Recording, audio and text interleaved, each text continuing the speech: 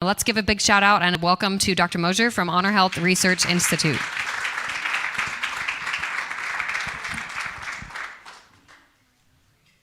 Welcome, everyone, and thanks for coming both in person and online. We saw most of you guys yesterday. I think we even have more in attendance today, which is great. Today, the talks are more kind of medically focused, so we actually have a really good lineup of people coming. We have a lot of different physicians and other people coming in to speak today, so it should be a pretty good discussion. Most of the discussions today will have slides to help guide it, but we really want these to be discussions. So if you have questions, raise your hand. Most of it will be a panel format, and so we really want this to be interactive so you guys can get the information that best serves you. When we're talking about liver-directed therapy, there's two kind of ways that we can treat tumors in the liver. One are directly sticking needles or probes into the liver to treat the tumors, and then there's also the transarterial approach that we can use, taking advantage of the liver's unique dual blood supply to allow us to treat tumors through the hepatic artery while letting the portal vein, which provides most of the blood flow to the liver, to kind of keep the liver alive. We'll kind of break this talk briefly into two subsets of ways to treat. So we'll first talk about the percutaneous treatments for liver tumors. The mainstay of this treatment for percutaneous therapy is ablation. It could be either heat-based or freezing-based, so cryoablation or either microwave radiofrequency ablation, where we're using temperature to create direct tissue damage and kill whatever is in the tumor with those temperature effects. The pros of this are its efficacy is similar to that of if you go in and have this surgically removed. The cons are it does require that it has to be a small, relatively small size, and we can only treat a certain amount based on the size and kind of the tissue destruction that we cause. One thing that we also participate in is clinical trials where we're doing intratumoral injection, where we directly inject whatever medicine they come up with for us directly into the tumor to try and induce an immune response or kind of affect it directly into the tumor itself. So that's very well tolerated and very small needles, and it's very straightforward for us to get the medication inside the tumor, and that's kind of all done on a clinical trial basis. There are several. And then this is one of the new kind of cutting edge therapies that we're really excited about coming on is histotripsy. So this is an ultrasound-based technology where they give high frequency, high amplitude pulses that causes kind of direct vaporization of the tissue. But what's really exciting is it's completely non-invasive. So it's all done without any incision and very well tolerated just because there's no incision or anything, and it still allows you to treat tumors inside the liver. Those are the percutaneous options that we have. So other things that we can work through are transarterial approaches to treating these tumors. There are many different ways. There's not a ton of data on most of them. I don't really have experience with because this is done by the surgeons. They can implant a infusion catheter that directly infuses chemotherapy directly to the liver through a port just beneath the skin, and where you can have kind of weekly infusions to treat directly into the liver vasculature. One of the kind of mainstays of liver-directed therapy that we've had for many years is transarterial embolization. There are many, many different ways to do this. It can be what we call bland, so just kind of impeding the blood flow to the tumors, the embolic effect, or it can be combined with many different chemotherapy drugs to also deposit the chemotherapy directly into the liver tumors themselves. In the setting of uveal melanoma, there's not a lot of data to show which combination works best.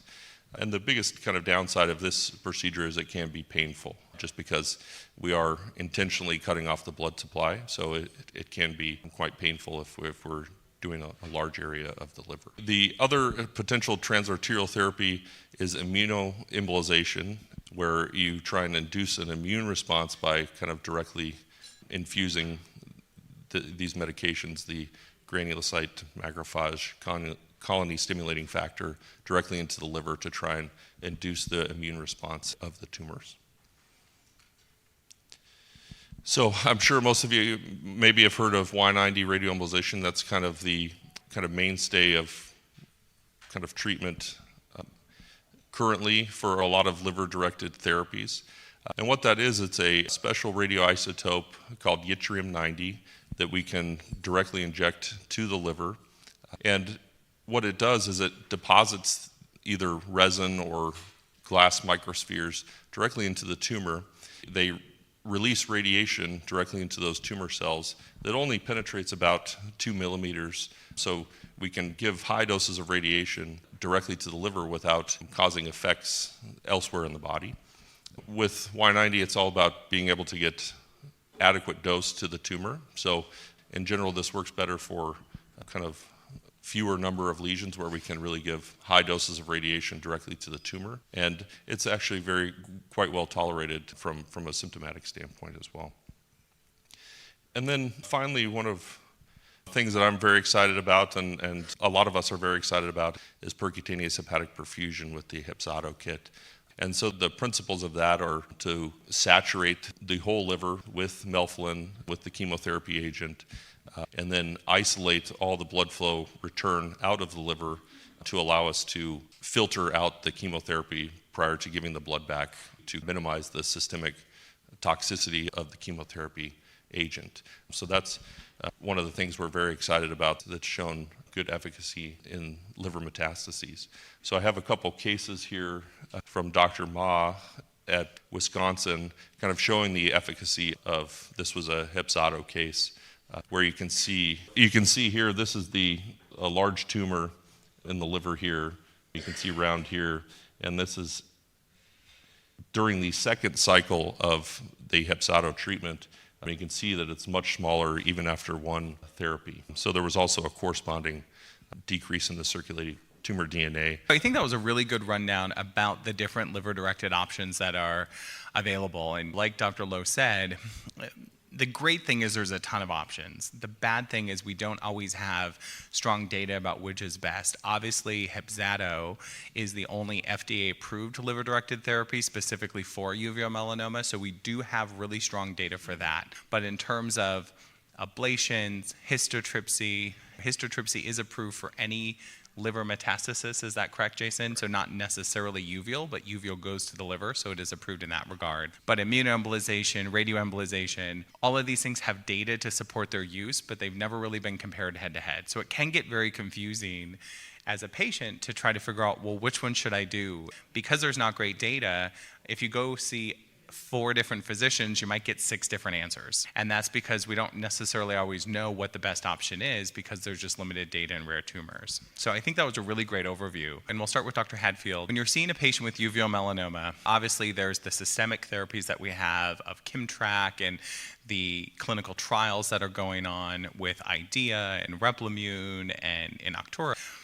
But how do you approach a patient? When would you say, okay, I need to give this person systemic therapy, or when would you say what liver-directed option may be best for this patient? You know, that was a wonderful overview of liver-directed therapies, and I think when you're meeting patients for the first time, there's a few things to kind of keep in mind.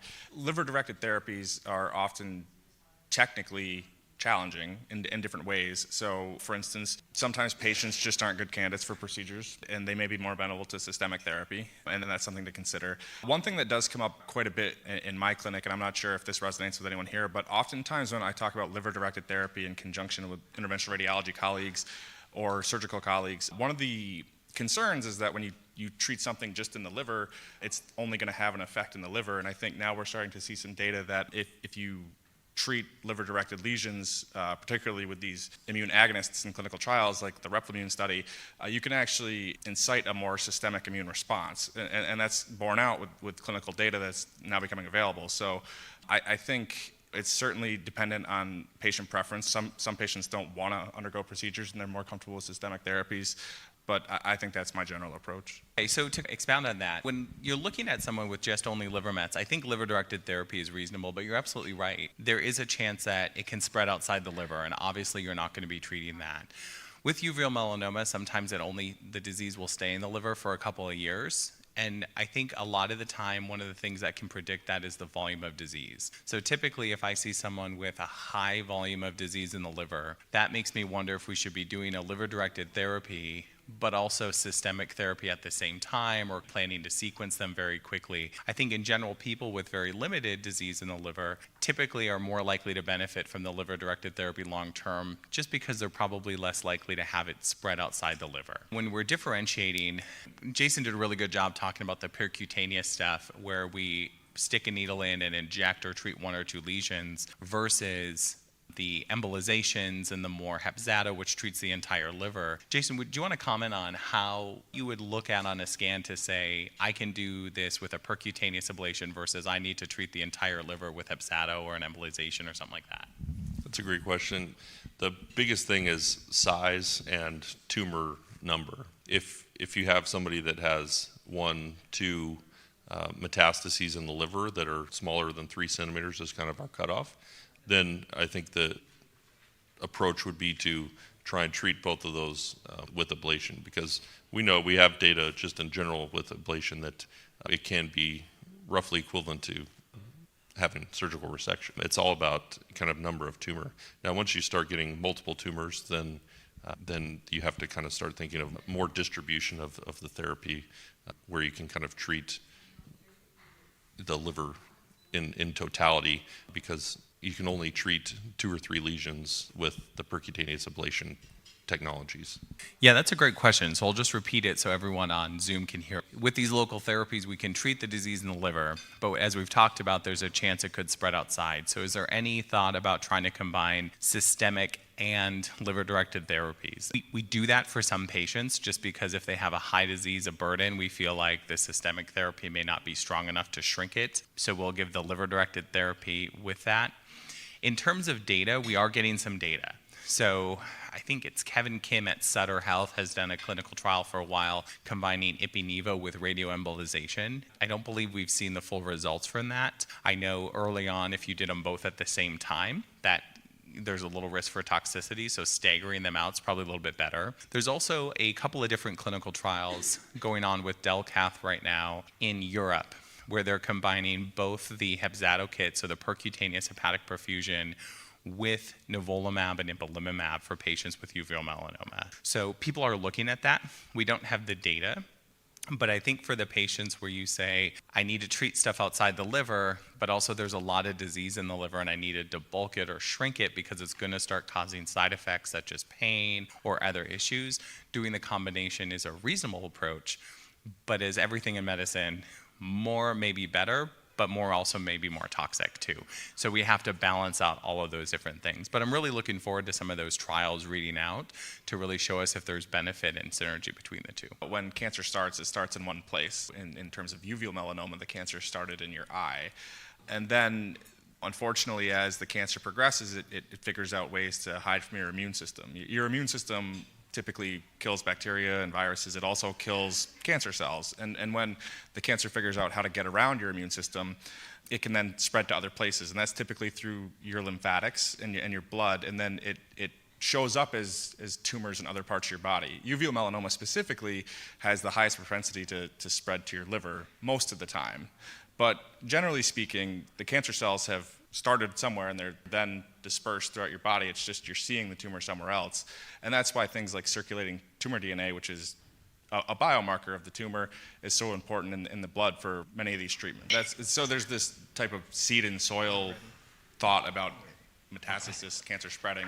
We don't have a great understanding of why some cancers spread to certain places and others not to different parts of the body, and that's still something we're kind of learning. But I would love to get Dr. Ma's thoughts about, when looking at a patient who needs liver-directed therapy, how does he choose Hepzato versus an ablation or some of these other different local therapies that are out there? I believe I heard from Dr. Moser about one of the case examples that we had displayed up there. What was interesting was we were one of the very few centers in the U.S. that had Hepzato available when it became FDA approved. We've treated a number of patients at this point. One of the case examples that we submitted or had displayed was a patient who we found actually had a pretty significant response to treatment after one cycle of therapy. This was actually our first patient, and so we were fortunate to actually have one of our interventional radiologists was able to obtain imaging at the time of the procedure. And so by the time the patient received their second dose or prior to their second dose of Hepzato, we were actually able to visualize how much their disease burden, the metastatic uveal melanoma burden in their liver, was able to shrink almost greater than 50% after a 6-week interval of therapy. And we're pleased to say that he continues to respond well to therapy and has received their 4th dose this past week. And so what's great, as opposed to some of the other systemic therapy options, is that with this being sort of a liver-directed therapy, he's actually had fairly minimal toxicities associated with it. Great. Thanks for that, Vince. And in addition, we were discussing how to choose liver-directed therapies. And with your experience with the Hepzato kit, could you walk us through, when you look at a patient, what guides you to say, I think we should do an embolization or an ablation or a Hepzato? How do you choose the patients that you think would benefit most from Hepzato versus these other liver-directed therapies? Yeah, that's a great question.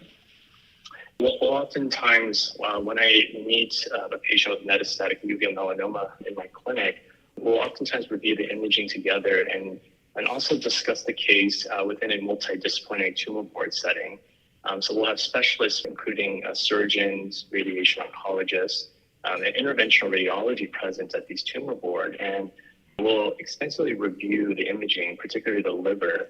And at that point, we'll kind of assess, for example, how much disease involvement is there specifically in the liver. For cases where we're seeing maybe 1, maybe up to 5 lesions, where it is quite accessible by the surgeon, we'll oftentimes consider a resection of the disease by surgery. But for some cases where surgery may not be permissible and we want to take what we call a more palliative approach, less invasive, we'll sometimes consider just using radiation therapy alone. For cases where there's maybe multifocal disease, meaning that there's extensive disease involvement of the liver, we'll often at that point really think about using sort of PHP or percutaneous hepatic perfusion therapy with Hepzato.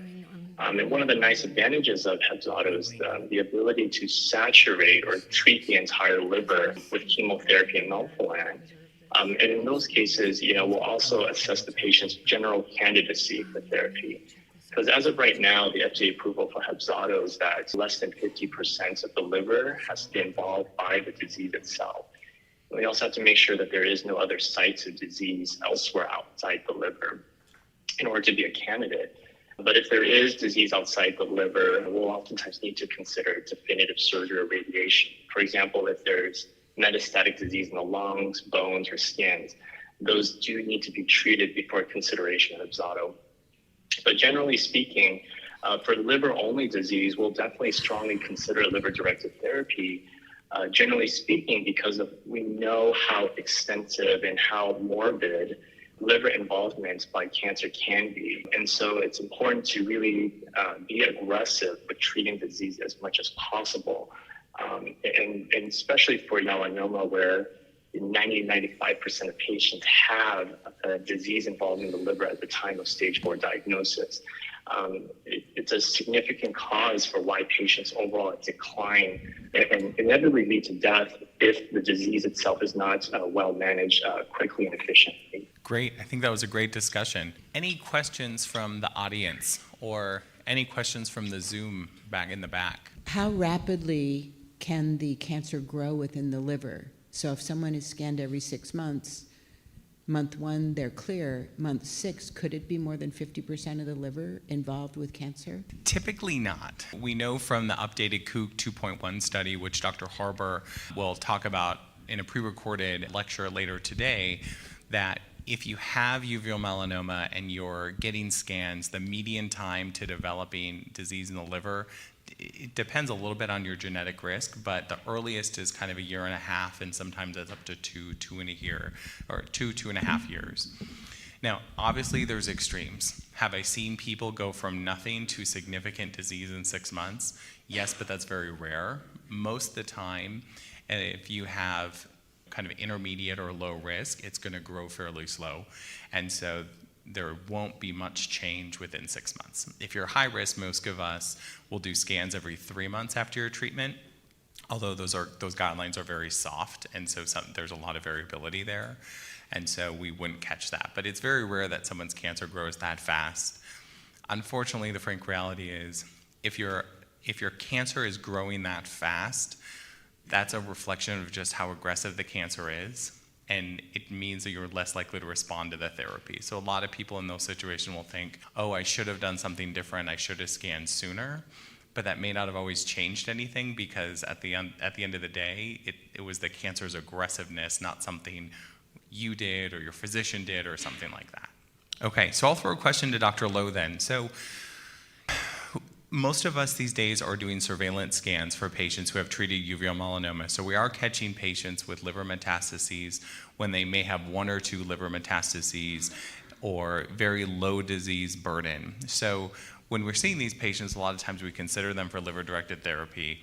If a patient were to ask you and say, okay, of all the liver-directed therapies, ablation, embolization, either radio or immunoembolization or Hepzato, what are the side effects, and what do you think is kind of the most side effect one, or what is the easiest one to do? Just kind of help guide that discussion about what is it like for the patients to go through when we think they're a good candidate for any of these liver-directed therapies. That's a really good point. They all do have their own kind of separate, unique side effects for each treatment. So if we're talking about ablation, first of all, in general, they do require the procedure to be done under general anesthesia.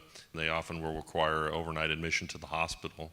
They're generally well tolerated, but they can be painful. You can have discomfort from the ablation itself. And they do have an infection risk as well, just because we're destroying the area that we're either heating or cooling in the liver. Now, when we're talking about transarterial therapies, as I said, the chemoembolization or kind of the embolic technology or treatments, they tend to be painful just because we are intentionally blocking off the blood flow to whatever area of the liver we decide. So I tell patients that you will have pain, and we just have to do our best to manage that for the week or so it takes for your body to recover from that. Y90 is very well tolerated from a pain standpoint.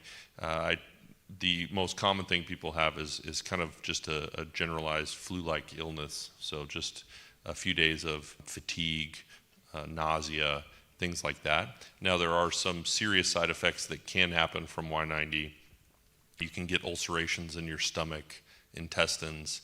You can get radiation fibrosis to your lungs.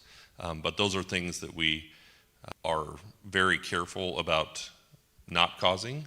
And so that's why any Y90 we do actually has a procedure beforehand where we completely map out the blood flow to the liver and find any of those little arteries that could potentially go to the stomach that could cause problems. And we do actually quantify how much radiation will be given to the lungs as well during our planning phase.